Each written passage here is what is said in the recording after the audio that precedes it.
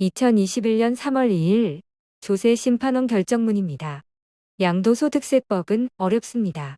단순한 계산 방식이 아니기 때문입니다. 그저 법률 조항 몇 개로 1세대 1주택 비과세가 적용된다고 판단하면 추징이 되는 사례가 많습니다. 최대한 쉽게 설명드리도록 노력하겠습니다. 1999년 10월 6일 매매로 취득했습니다. 2006년 5월 12일 재건축을 해서 사용 승인을 받았습니다. 2019년 4월 17일 양도를 했습니다. 1세대 1주택인 것으로 판단해 9억 원 이하 비과세를 적용하고 양도소득세를 신고하였습니다. 2019년 11월 13일 국세청은 양도소득세 추가 세금을 고지하였습니다. 2020년 2월 6일 이의 신청을 해서 패소하고 2020년 7월 16일 심판 청구를 한 사건입니다. 청구인 주장 중에서 첫 번째 쟁점에 대해서만 설명을 드립니다. 두 번째, 세 번째 사항은 단순한 사실관계를 다투는 것이기 때문에 생략합니다. 첫 번째 주장은 간단합니다. 최초 취득한 시점부터 거주기간을 기산해야 한다는 것입니다. 재건축을 했기 때문에 최초 주택부터 거주기간을 계산하고 2년 이상 거주하였기 때문에 비과세가 맞다라는 주장입니다.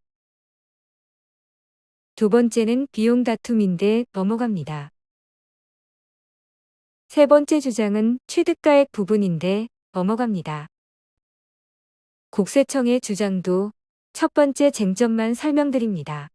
조합에 현물 출자한 후에 사용 승인된 주택은 별개로 보아서 거주기간은 새로운 신축주택에서 상기간을 계산해야 한다는 것입니다.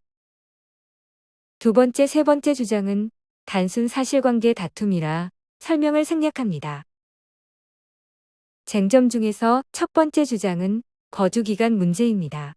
청구인은 처음 주택부터 계산하자는 것이고 국세청은 새로운 주택부터 계산하자는 것입니다. 사실관계에 대한 다툼은 없습니다. 처음 주택을 멸실하고 재건축을 해서 신축주택을 보유하다가 판 상황입니다. 처음 산 주택에서는 2년 이상 살았습니다. 재건축으로 신축한 주택에서는 살지 않았습니다. 처음 주택부터 계산하면 2년 이상 거주한 것이고 신축 주택부터 계산하면 거주한 기간이 없는 것입니다. 비과세가 안 되는 것이죠. 두 번째, 세 번째 쟁점 설명은 생략합니다. 조세심판원의 논리를 설명드립니다. 처음 산 주택을 멸실하고 재건축한 주택을 파는 경우 기간을 통산하지 않는다. 즉, 별개의 주택이다. 동일성이나 계속성을 주장할 수는 없다. 그러므로 거주기간 2년 이상 요건을 충족하지 못한다. 비과세 특례를 적용할 수 없다. 다른 쟁점 설명은 생략합니다. 주택을 구입해서 재건축 조합에 현물 출자를 해서 신축주택을 보유하다가 파는 경우에 거주기간은 신축주택 사용 승인일부터 계산합니다. 청구인의 경우에 세법을 적용하는데 오류가 있어서 1세대 1주택으로 판단하여 세금 추징일 발생했습니다.